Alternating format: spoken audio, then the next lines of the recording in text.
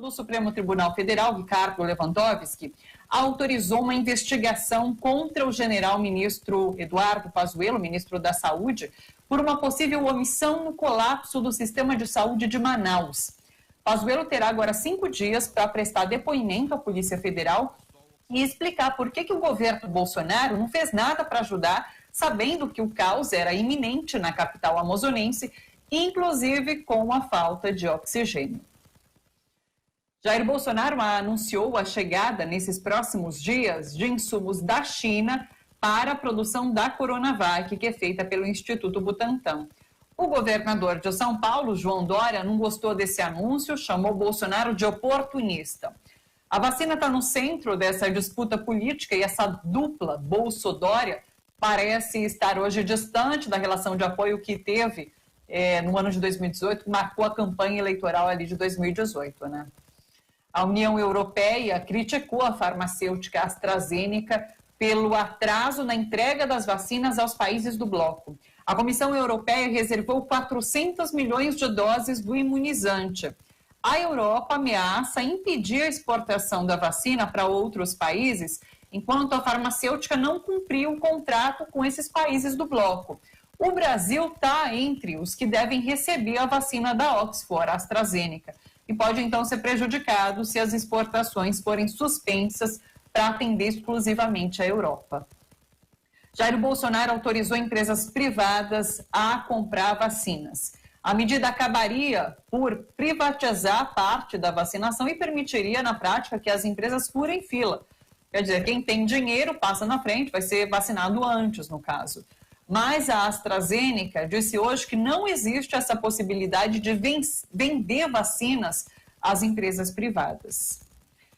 O governo Bolsonaro gastou em supermercado no ano passado 1 bilhão e 800 milhões de reais. Um levantamento do portal Metrópolis mostra que o Poder Executivo comprou mais de 2 milhões de reais de dinheiro público em chicletes e mais de 15 milhões em, veja só, leite condensado. Pois é. Líderes religiosos evangélicos e católicos devem entrar hoje com um novo pedido de impeachment de Jair Bolsonaro na Câmara dos Deputados. Padres e pastores denunciam Bolsonaro por negligência no combate à pandemia do coronavírus. O presidente da Câmara, Rodrigo Maia, recebeu até agora 61 pedidos para o impedimento de Bolsonaro, mas não deu andamento a nenhum deles. Vamos conversar um pouquinho sobre essa situação toda com o Silvio Catiabava, sociólogo, diretor do jornal Le Monde Diplomatique Brasil. Que saudade, Silvio! Tudo bem com você por aí? Tudo bem, Thalita. Saudade também. Prazer estar aqui com você. Prazer estar aqui com os nossos telespectadores também. É sempre muito bom te receber, poder te ouvir, ter a honra de te ouvir aqui no Bom para Todos também. Silvio, sabe que eu queria trazer uns números em relação a essa lista de compras? Porque eles são muito absurdos. Vou trazer aqui para quem está nos acompanhando, não sei se a galera viu a lista completa, mas foram 2 milhões em chicletes, 15 milhões em leite condensado, e daí tem outros números absurdos, 21 milhões em iogurte, 13 milhões em barra de cereal, 12 milhões em ervilha. É tudo muito bizarro, é tudo muito absurdo. Queria que você comentasse um pouco sobre isso, mas também queria que você fizesse um apanhado, faz um tempinho já que a gente não conversa, queria saber como que você tem visto essa situação política no país, com crise de vacina, conta pra gente. Olha, esse dinheiro todo gasto aí deve ter sido para fazer cesta básica para quem está perdendo o auxílio emergência. Imagino que seja isso, entende? Como você é bonzinho, né, Silvio? Sabe, Thalita, essa história dos controles é uma coisa muito, muito séria, porque isso aí são as compras de supermercado e os cartões corporativos. Quer dizer, a presidência tem, os ministros têm, né? São basicamente cheques em branco, né? Onde os gastos que são incluídos aí são realmente ilegais, absurdos, né? E sem controle. Né? E isso leva, inclusive, a gente a pensar nas questões de controle do espaço público dos agentes, né? Então, pegando um pouco as informações que você traz, o o fato do ministro da Saúde, o general Pazuello, estar sendo questionado sobre a sua omissão quanto ao colapso da saúde em Manaus, não é só isso. E, na verdade, ele é um pau-mandado, né? Quer dizer, o ministro está cumprindo uma estratégia que foi identificada numa pesquisa do Centro de Estudos de Direito Sanitário da USP, feita junto com a Conectas, que é uma entidade de direitos humanos. Eles identificaram que existe uma estratégia institucional de propagação do vírus da Covid promovida pela Presidência da República. Eles juntaram atos administrativos, declarações da presidência, vetos, a propaganda da cloroquina, e somando tudo isso, inclusive numa cronologia, dá para perceber que não é casual e não é acidental, é planejado. A crise de Manaus é planejada, né? Isso é um absurdo de falar, mas é verdade, né? A pesquisa está disponível, vocês podem ir no site do Conectas, vocês podem ir no site do Centro de Estudos de Direito Sanitário da USP, ela está lá, né? E demonstra como a administração do Bolsonaro foi fazendo um plano que, no fundo, tem o seguinte objetivo: vamos propagar de vez a epidemia para que ela acabe de vez e a gente possa recomeçar e retomar a economia. É um absurdo esse raciocínio, né? É um crime, é um genocídio que está sendo praticado, né? E agora nós temos evidências, nós temos algumas provas, essa pesquisa é bastante bem fundamentada, né? Que nos diz que é um plano, que está morrendo gente porque foi feito um plano para matar gente, que a falta de oxigênio não foi um acidente, né? Então isso nos assusta muito, nós estamos chegando muito perto, aliás nós já estamos num cenário de barbárie, né? Inclusive o fato, por exemplo, da União Europeia estar acenando que pode dificultar a exportação, né, das vacinas, também é parte disso, porque o Brasil teria que ter se antecipado, como muitos países fizeram, fazendo encomendas da vacina, milhões de vacinas, para poder chegar a esse momento e estar preparado para tratar a pandemia, né? Nem seringas foram então não é incompetência, tem muita competência aí, só que é do lado tenebroso, vamos dizer assim, da necropolítica, né? Esse negócio do... Você falou sobre Pazuello, o TCU apontou ilegalidade em uso de dinheiro do SUS para distribuir cloroquina, também vai cobrar a explicação de Pazuello. Você sente que esse cerco está se fechando em torno de Pazuello e que o próprio Jair Bolsonaro está usando Pazuello como um escudo para que as críticas não cheguem até ele? Eu acho que, inclusive, ele foi mandado para Manaus dizendo assim, não volte enquanto a crise não acabar, um pouco rifando o Pazuello, né? E aí é parte do jogo do Bolsonaro. Ele bota na frente uma pessoa que pode ser identificada como responsável pela crise e depois ele demite o Pazuello, põe outro e continua navegando. Mas as pesquisas não estão dizendo que o prestígio dele continua. Acabou de sair uma pesquisa do Instituto Atlas que mostra que 59% da população critica o Bolsonaro nesse momento, né? E está dizendo que tem que voltar. 73% estão dizendo que tem que voltar o auxílio emergência, né? Então, essas manifestações, as carreatas, os panelaços, eles estão começando a mostrar que está caindo a ficha, né? Quer dizer, que tem uma parte dessa população que apoiou, né, o golpe de 2016, mais para tirar o PT e acabar com essa corja toda, como dizia o Gereissati, entende? Né? Acabar de vez, do que para defender o Bolsonaro. E agora eles estão vendo, aliás, você viu manifestações na rua da direita também, do MBL, de outros assim, que estão contra o Bolsonaro. Então, de fato, está se desagregando um pouco a sua base de sustentação. Mas é mais dentro da opinião pública, porque a gente sabe pela história do Brasil que quem manda nesse país é quem tem dinheiro, é quem tem o poder econômico, né? E esses não estão abandonando o Bolsonaro, né? Se você for olhar as declarações, por exemplo, do presidente da FEBRABAN, dos bancos, Federação Brasileira dos Bancos, né? Nos jornais, há pouco tempo atrás, ele defende a política de austeridade, ele defende o corte nas políticas sociais, ele defende o teto do gasto social, ele está alinhado com uma política, né, que é a mesma que defende o Rodrigo Maia. Quer dizer, nós não podemos esquecer, né, que o Rodrigo Maia estava urdindo o golpe, né, da derrubada da Dilma, né? Recentes informações estão mostrando que foi no apartamento dele que essa coisa estava começando a ser gestada.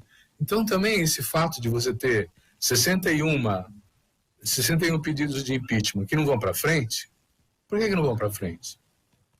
Porque não interessa ir para frente, porque o Rodrigo Maia defende os interesses desses grandes grupos econômicos, desses bilionários, né, que não abrem mão, vamos dizer assim, dessa política de extração maior do dinheiro público para poder continuar avançando no seu lucro, mesmo à custa da morte de tanta gente, né? Bolsonaro, inclusive, agora à tarde, vai se reunir, ou está se reunindo com Scaff, que é o presidente da Fiesp, da Federação das Indústrias do Estado de São Paulo, para discutir justamente essa questão das vacinas, da liberação para que empresas comprem vacina, né? E a gente vê bem claramente uma mudança de discurso de Bolsonaro da noite para o dia, porque até pouco tempo atrás ele falava muito mal da vacina, criticava a vacinação, dizia que não ia tomar a vacina. E de ontem para hoje ele já mudou um pouco esse discurso, né? Não, a gente vai adquirir, o Brasil vai adquirir qualquer vacina aprovada pela Anvisa, já tem um discurso muito mais pró-vacinação e me parece, quero saber de você, que é muito por conta desse capital que está fazendo pressão, que a economia só vai voltar às suas bases a funcionar quando essa vacinação acontecer de uma forma mais efetiva. E daí Bolsonaro já adotou esse discurso para, de certa forma, se alinhar com esse empresariado. Num certo sentido é isso mesmo, quer dizer, mas o que acontece é que esse empresariado, ele não está disposto a enfrentar a crise, ele não está disposto a abrir mão de uma lucratividade para investir numa atenção emergencial, vamos dizer assim, para a população. Eu acredito, inclusive, que o auxílio emergência deve voltar num valor menor por conta de um medo. Você pode começar a ter saques em supermercados, você pode ter mais convulsões sociais maiores, né? Porque tem 60 milhões de brasileiros que estavam dependendo desse dinheiro para comer, né? Quando não tem mais esse dinheiro, aonde eles vão comer, né? Então tem aí um jogo, né? Um jogo de interesses onde o prestígio do Bolsonaro também conta, ele está caindo nas pesquisas, então ele pode achar que, voltando ao auxílio emergência, né, ele pode recuperar um pouco esse prestígio, mas a política econômica, que é o nó da questão, não está mudando, né? Então a gente sabe, inclusive, que os empresários não têm nenhuma... Eu estou falando de sociedades anônimas, estou falando de grandes grupos econômicos, estou falando dos bilionários brasileiros também, mas eles têm seus interesses expressos nessas empresas. Eles não estão preocupados com o bem-estar da população, eles estão preocupados com o seu balanço, né?